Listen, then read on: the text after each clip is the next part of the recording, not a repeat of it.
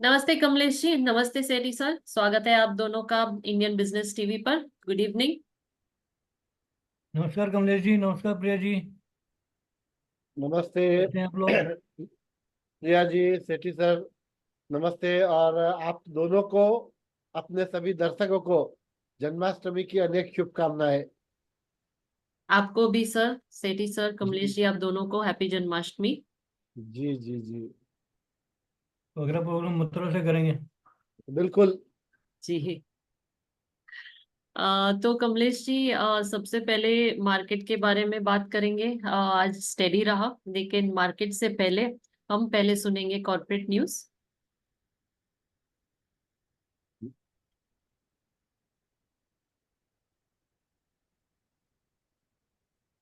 Royal orchid hotels का लक्ष्य वित्त वर्ष 27 तक अपने होटलों की संख्या को दोगुना कर 200 करना है। आरईसी लिमिटेड ने जवाहरलाल नेहरू बंदरगाह प्राधिकरण की विभिन्न परियोजनाओं को 450 अरब रुपए तक का वित्त पोषण प्रदान करने के लिए एक प्रारंभिक समझौते पर हस्ताक्षर किए हैं। प्रधानमंत्री गति शक्ति भारतमाला, सागरमाला, अंतर्देशीय जलमार्ग, शुष्क बंदरगाह और उड़ान सहित विभिन्न मंत्रालयों और राज्य सरकारों की बुनियादी ढांचा परियोजनाओं को एकीकृत करेगी। पीटीआई प्रधानमंत्री गति शक्ति राष्ट्रीय मास्टर प्लान 100 लाख करोड़ रुपए की एक विशाल निवेश पहल है जो अगले 5 वर्षों में भारत के बुनियादी ढांचे को नया आकार देने के लिए तैयार है। शिल्पा मेडिकेयर ने नॉन अल्कोहलिक फैटी लिवर रोग से पीड़ित रोगियों के उपचार के लिए SMLNUD-07 नोर्यूडीसीए टैबलेट के चरण 3 नैदानिक अध्ययन सफलतापूर्वक पूरा कर लिया है। मारुति सुजुकी इंडिया ने नेक्सा स्टूडियो नामक एक नई शोरूम लाइन शुरू करने की योजना बनाई है जो टियर शहरों की जरूरतों को पूरा करेगी। केईसी इंटरनेशनल को ट्रांसमिशन और वितरण आई और केबल कारोबार के लिए 10.79 बिलियन रुपए के नए ऑर्डर मिले हैं। GMR एयरपोर्ट्स इंफ्रास्ट्रक्चर संभवतः सऊदी अरब और कुवैत में 2 परियोजनाओं के लिए बोली लगा रहा है।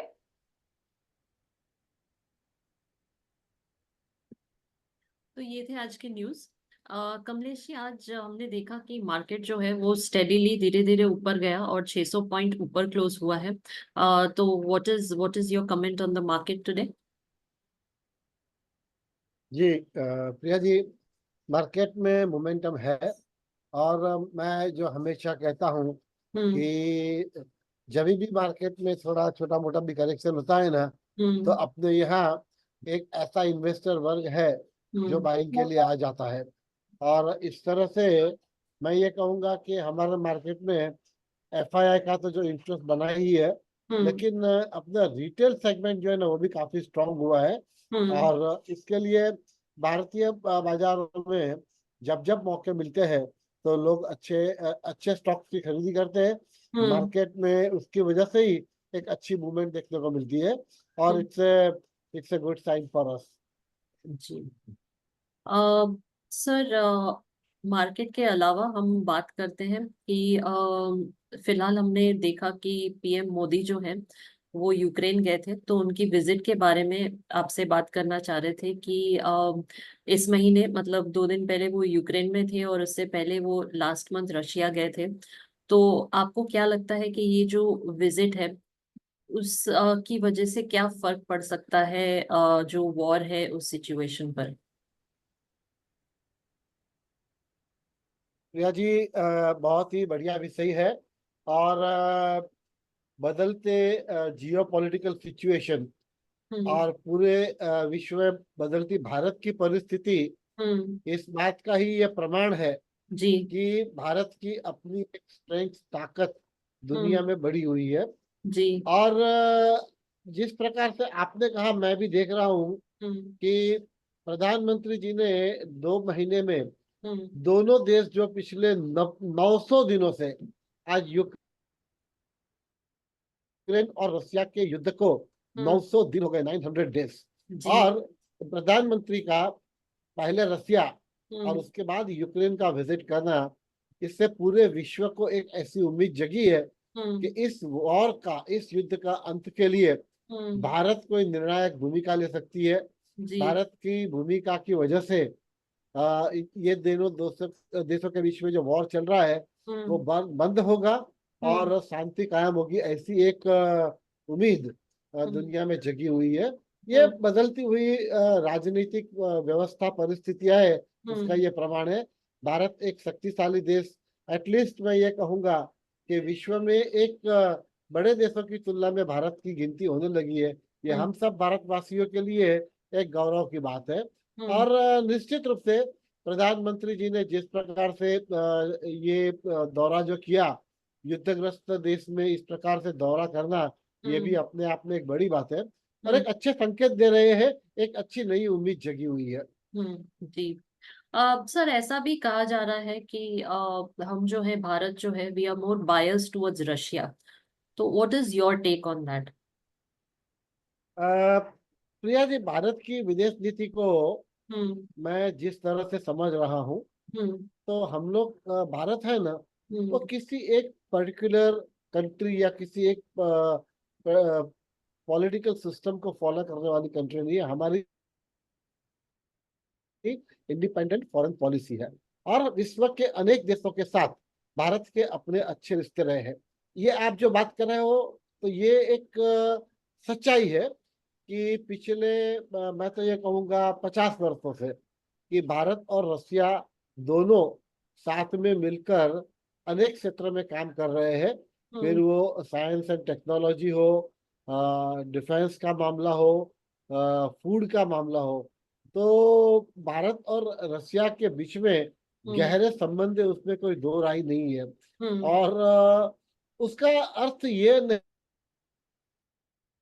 निकालना चाहिए कि अगर रशिया के साथ संबंध अच्छे हैं तो यूक्रेन या बाकी अन्य किसी देशों के साथ भारत के संबंध ठीक नहीं है। नॉन अलाइंड मूवमेंट में हम विश्वास करते हैं और इसलिए मैं तो ये कहूंगा कि भारत की एक तटस्थ नीति रही है ना, उसकी वजह से ही विश्व में आज भारत का अपना कद बढ़ा हुआ है। क्योंकि न हम प्रो कैपिटलिस्ट है, न हम चाइना की तरफ प्रो कम्युनिज्म की तरफ है। हमारी विदेश नीति में भी बहुत स्पष्टता है कि प्रधानमंत्री जी ने एक बार वक्तव्य दिया था कि हम किसी को आंख दिखाते नहीं है, कोई हमें आंख दिखाए तो वो भी हम बर्दाश्त नहीं करते हैं, हम आंख में आंख मिला के बात करते हैं। तो भारत की विदेश नीति जो है ना, मैं कहूँगा बिल्कुल तटस्थ नीति है। और उसके लिए आपने भी देखा होगा कि हमारा अमेरिका के साथ भी उतना ही व्यापारिक संबंध है। यूरोप के अनेक पश्चिम के देशों के साथ भारत के व्यवहार है। फ्रांस के साथ आपने देखा ही होगा, फ्रांस के साथ जो अपना फाइटर प्लेन्स का जो डील हुआ था सुखोई का। तो वैसे भारत दुनिया के अनेक देशों के साथ उनका व्यापार और व्यवहार जुड़ा हुआ है। जी। सर, ये अगर ये जो हमारे मोदी जी ने विजिट किया था अभी, तो इसका इफेक्ट हमारे इकोनॉमी पर क्या पड़ सकता है? प्रिया जी, देखिए, मैं ये कहूँगा कि दुनिया में जहां भी कहीं वॉर होता है ना, तो अब दुनिया इतनी छोटी हो गई है कि उसकी ग्लोबल इम्पैक्ट होती है, दुनिया के हर देशों पे उसकी असर होती है। अब रशिया और यूक्रेन दोनों, अगर आप जैसे ही जानते होंगे, दोनों देशों एक वीट के गेहूं के बड़े उत्पादक देश है। सबसे ज्यादा गेहूं वहां होता है। अब वॉर की वजह से दुनिया की जो सप्लाई चेन है, वो सप्लाई चेन काफी हद तक डिस्टर्ब हुई है। उससे क्या होता है कि ग्लोबल ट्रेड के ऊपर एक सीधी इम्पैक्ट होती है। ग्लोबल ट्रेड की इम्पैक्ट होने की वजह से दुनिया की कई देशों की इकोनॉमी के ऊपर असर होती है। अब आप देखते होंगे कि इस युद्ध के दौरान अमेरिका ने काफी हद तक यूक्रेन की मदद की है। करीबन $2.2 बिलियन तक की उनको अलग अलग क्षेत्रों के लिए मदद कर चुकी है। नेटो के देश जो है मिलिट्री के रूप में यूक्रेन को एड मदद दे रहा है। तो ये सारे जो स्रोत है, ये सारे रिसोर्सेज जो है, जो कहीं मैं ये कहूँगा कि एक प्रोडक्टिव काम में लग सकते हैं, वो आज युद्ध के डिस्ट्रॉय के काम में लगे हुए हैं। दुनिया के कई ऐसे रिसोर्सेज है, तो इसकी इम्पैक्ट तो जो है ना, वो हम सब पे हुई है। भारत की जहां तक हम बात करेंगे, तो जिस दिन में ये वॉर की शुरुआत हुई थी, और उन दिनों में भी निखिल भाई डिबेट में होते थे, तो हम ये बात कह रहे थे जी। कि ऐसा कोई भारत और रसिया या भारत और यूक्रेन के बीच में व्यवहार नहीं है, ट्रेड व्यवहार, कि जिससे वो सप्लाई चेन की जो क्राइसिस खड़ी हुई है उससे भारत पे इम्पैक्ट होगा। लेकिन निश्चित रूप से जब ये युद्ध की स्थिति होती है तो कहीं ना कहीं इम्पैक्ट है। अगर आप जानते होंगे कि बड़ी मात्रा में भारत ने पिछले 3 वर्षों में रसिया से ऑयल खरीदने का चालू किया हुआ है। तो हमारे लिए तो क्या हुआ, रशियन ऑयल जो है was relatively cheaper than the normal oil manufacture OPEC country से जो ऑयल आता है उससे। तो भारत के लिए इतनी इकोनॉमी की इम्पैक्ट हुई नहीं है। लेकिन विश्व के अनेक देशों के लिए ये जो मोदी जी ने पहल की है, प्रधानमंत्री जी ने, और ये कोई समाधान का रास्ता निकलता है ना, तो मैं कहूँगा विश्व के अनेक देशों की अर्थव्यवस्था को एक नया बल मिलेगा, क्योंकि ये जो ग्लोबल सप्लाई चेन थोड़ी कहीं ना कहीं रुकी हुई थी, डिस्टर्ब हुई थी, वो नॉर्मल हो जाएगी। जी। सेठी सर, आपके क्वेश्चंस? मेरा सवाल ये है कि अभी जो विजिट इनका हुआ हमारे प्रधानमंत्री जी का, पहले रशिया में हुआ, रूस में गए, उसके बाद अभी यूक्रेन में होके आए हैं, तो ये सब इसका उद्देश्य क्या है? ये राजनीतिक दृष्टि से किए जा रहे हैं या कमर्शियल एंगल है उसमें या सांस्कृतिक है?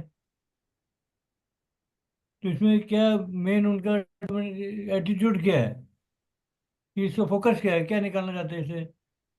विजिट्स में कुछ देखिए, वो कमिट कर रहे हैं या एक शक्ति के रूप में उभरना चाहते हैं, विश्व की एक शांति की प्रतीक के रूप में?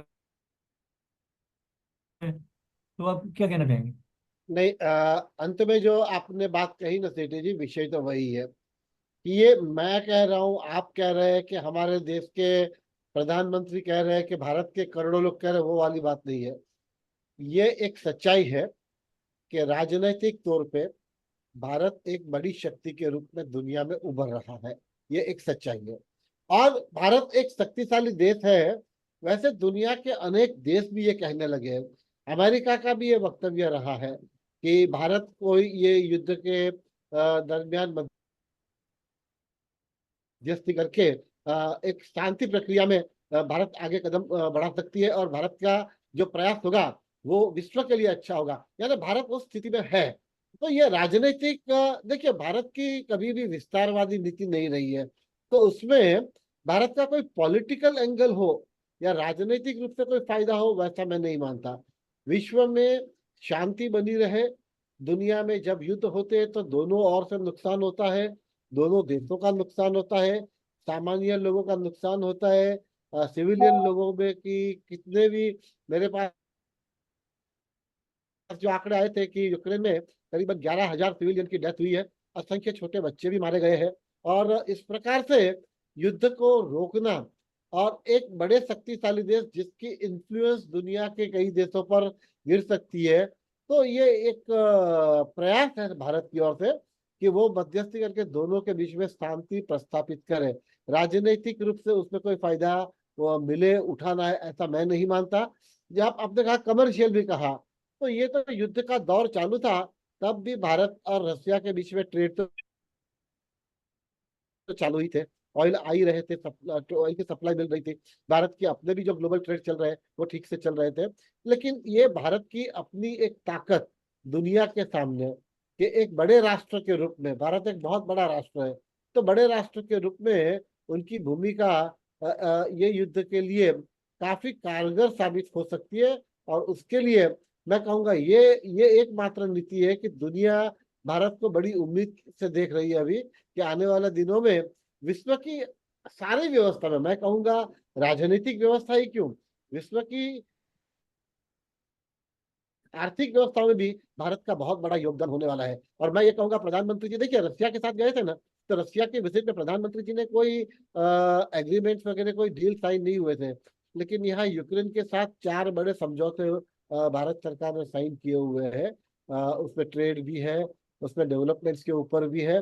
तो भारत और यूक्रेन के बीच में जो ये विजिट है उसमें भारत भी यूक्रेन को खड़ा होने में हो सके वो हर प्रकार का संभव सहाय उनको करेंगे। वो भी प्रेसिडेंट जेलेंस्की को मैसेज प्रधानमंत्री जी ने दिया है। और इसलिए मैं ये सोचता हूँ कि ये एक बहुत ही सराहनीय और अच्छा कदम है। और अगर प्रधानमंत्री के प्रयासों से वहाँ शांति स्थापित होती है, युद्ध विराम हो जाता है, तो हमारे लिए भी, हमारे देश के लिए भी ये एक बड़ी उपलब्धता होगी। अच्छा, अमेरिका ने शुरू में जब ये वार शुरू हुई थी यूक्रेन की, तो उसने कुछ सैंक्शंस लगाए थे रशिया पर, जिसमें एक ऑयल का भी सैंक्शन था। लेकिन वो भारत के थ्रू डीलिंग हुई तो भारत में तेल आया। अभी वो सैंक्शन डायरेक्टली लगता था या इनडायरेक्टली लगता था, क्या हुआ उसका मालूम नहीं, लेकिन हमें काफ़ी फायदा हुआ उसका। देखिए तो अभी ऐसी कोई फायदे वाली बात है इसमें, कोई लग रहा है आपको इनकी यात्राओं से? सेठी सर, देखिए, जब यूनाइटेड स्टेट्स ने सैंक्शंस लगाए थे, तो जैसे ये ऑयल की बात की थी ना, वैसे ही यूरोपियन कंट्रीज जो है, वो यूरोपियन कंट्रीज गैस के लिए यूएसएसआर रसिया के ऊपर निर्भर है वो। और यूरोपियन विंटर के समय में रशियन गैस की डिमांड काफी मात्रा में बढ़ जाती है। लोगों को वो भी एक चिंता का विषय था कि ये गैस सप्लाई नहीं होगी तो कैसा होगा। लेकिन मैं आपको बताऊं कि अमेरिका के सैंक्शन होने के बाद भी कई यूरोपियन देश रसिया से गैस खरीद रहे थे। तो सैंक्शन की इतनी बड़ी असर, एक जमाने में पहले यूएस की किसी भी देश के ऊपर सैंक्शन हो तो उसके ट्रेड के ऊपर बहुत बड़ा असर पड़ता था। जैसे हमारे देश में भी पोखरण में, जब हमारे देश ने ये एटॉमिक एनर्जी टेस्ट किया था, पोखरण में अणु विस्फोट किया था, तो उस समय पे अटल जी की सरकार थी, यूएस ने सैंक्शंस कुछ समय के लिए लगाए हुए थे। तो ये यूएस की एक अपनी पॉलिसी है, वो लगाती है। लेकिन मैं ये बात ये कह सकता हूँ कि उस उनके सैंक्शन के बावजूद, हाँ, रसिया को कुछ इम्पैक्ट हुई है। जैसे कि रसिया के कुछ एसेट जो है वो फ्रीज हो गए हैं वर्ल्ड बैंक के लेवल पे। रसिया को के साथ उनके कुछ ट्रेड से, बाकी वो सारे ट्रेड बंद हुए हैं। तो रसिया को इसके इम्पैक्ट हुए हैं। लेकिन फिर भी रसिया अपने आप में, एक एक जमाने में तो कहते थे ना कि दो बड़ी विश्व की ताकत थी, उसमें अमेरिका और सोवियत यूनियन ही है। ठीक है, सोवियत यूनियन फिर 10-11 देशों में बिखर गया, लेकिन रसिया अपने आप में भी वैसे एक शक्तिशाली राष्ट्र है। उनकी मिलिट्री स्ट्रेंथ दुनिया की तीसरी या चौथी बड़ी मिलिट्री स्ट्रेंथ है। तो उस प्रकार से अगर आप देखेंगे तो रसिया को नुकसान हुआ है, लेकिन वो सरवाइव कर रहा है। और इस ये पर्टिकुलर वॉर के अंदर मैंने देखा कि अमेरिकन सैंक्शन की इतनी कोई ज्यादा असर हुई नहीं है। अमले जी, एक सवाल मैं और जानना चाहूँगा आपसे जी। कि सारे एपिसोड में चाइना एकदम चुप है। हम्म। उसने ना कोई पक्ष में बोला है ना विपक्ष में बोला है, ना कोई टिप्पणी की, ना हम्म। अच्छा कहा ना बुरा कहा। तो उसका एटीट्यूड क्या है इस बारे में? अ, चाइना के बारे में आपके प्रीवियस क्वेश्चन में जो सवाल था ना कि ये सब चीज होती है, उसके पीछे मोटिव और इंटरेस्ट क्या होता है, तो मैं आपको एक बता दूं, चाइना का हमेशा पहला मोटिव उसका कमर्शियल इंटरेस्ट होता है, पहली बात। दूसरा, उनका कहीं भी किसी भी देश के साथ आपने देखा होगा जहां जहां उसका संघर्ष चल रहा है, तो उनका एक तो वो विस्तारवादी देश है। दूसरे की भूमि को ऊपर अटैक करके अधिग्रहण कर लेना, वो चाइना की पॉलिसी रही है। और चाइना, अगर आप देखेंगे तो भले वो कुछ बोला नहीं है कहीं भी, लेकिन चाइना कहीं ना कहीं, चाइना और रशिया के बीच में भी अपना एक रिलेशनशिप जो है ना, वो भी एक अपना ग्रुप है उन लोगों का। और वो रशिया के साथ खड़ा रहता है, क्योंकि रशिया को भी जो छोटी मोटी जरूरत थी वो साइलेंटली चाइना ही सप्लाई कर रही है। तो चाइना और रशिया दोनों एक दूसरे से करीब है, ऐसा मैं कहूंगा। वो इंटरनेशनल मीडिया में कहीं बाहर आते नहीं है, वो लोग साइलेंटली काम करते हैं। लेकिन चाइना का सबसे अहम मुद्दा जो है ना, वो उनका अपना पॉलिटिकल इंटरेस्ट और अपना इंटरनेशनल बिजनेस इंटरेस्ट है, उसमें कोई दो राय नहीं है। तेरी। जी। Kamlesh ji, anything else that you would want to say about this topic जिसके बारे में हम बात कर रहे हैं? हाँ प्रिया जी, मुझे यही था कि मैं हम भी अखबारों के माध्यमों से, इलेक्ट्रॉनिक मीडिया, सोशल मीडिया, हर जगह से ये इतने लंबे वॉर के बारे में हम कुछ न कुछ जानकारी लेते रहते थे। लेकिन मैंने कहा वो कि मुझे एक हम सबके लिए मैं तो कहूँगा ये प्रसन्नता और गौरव का विषय होना चाहिए कि भारत की अपनी एक ताकत विश्व में बढ़ी हुई है। उसका प्रमाण ही यही है कि आज भारत को मध्यस्थी के लिए या भारत के प्रयासों को लोगों सराहना कर रहे हैं। और मैं इस चीज के लिए थोड़ा पॉजिटिव हूँ कि भारत के प्रयासों से कहीं ना कहीं कुछ ना कुछ अपने को सफलता मिलेगी। और ऐसा होता है तो मैं ये कहूँगा ये सारे विश्व के लिए एक अच्छा संदेश होगा। ये हम प्रे करें, ये उम्मीद करें इस जी, पॉजिटिव बिल्कुल। नोट के साथ कि भारत के प्रयासों से युद्ध जो है वो युद्ध विराम हो जाए और पुनः शांति प्रस्थापित हो जाए। जी, बिल्कुल सही। And sir, coming back to the market, ये अगस्त महीने का लास्ट वीक है, तो how do you foresee the market this week? Priya ji, बाजार में कोई बड़ी हलचल नहीं है, उसके लिए मैं सोचता हूँ यही रेंज में मार्केट रहेगी। कोई बड़ा मूवमेंट उसमें आना कोई मुझे लग नहीं रहा है। जी। लेकिन जिस प्रकार से भारत में अब डीमैट अकाउंट बढ़ रहे हैं, जिस जी। प्रकार से वॉल्यूम बढ़ रहा है, जिस प्रकार के रिटेल लोग पार्टिसिपेट कर रहे हैं, मुझे लग रहा है कि आने वाले 1-2 साल में स्टॉक मार्केट के वॉल्यूम के हिसाब से, ट्रेड के हिसाब से भी शायद भारत विश्व का प्रथम क्रमांक का देश बन जाए। जी। जी सर, बिल्कुल सही। There is a possibility. Absolutely. तो Kamlesh ji, thank you so much for joining us today yes, और इस विषय में बात करने के लिए। Thank you so much. नमस्ते। थैंक यू, नमस्कार। नमस्ते। नमस्ते कमलेश जी, नमस्ते Sethi sir, thank you for joining. नमस्ते।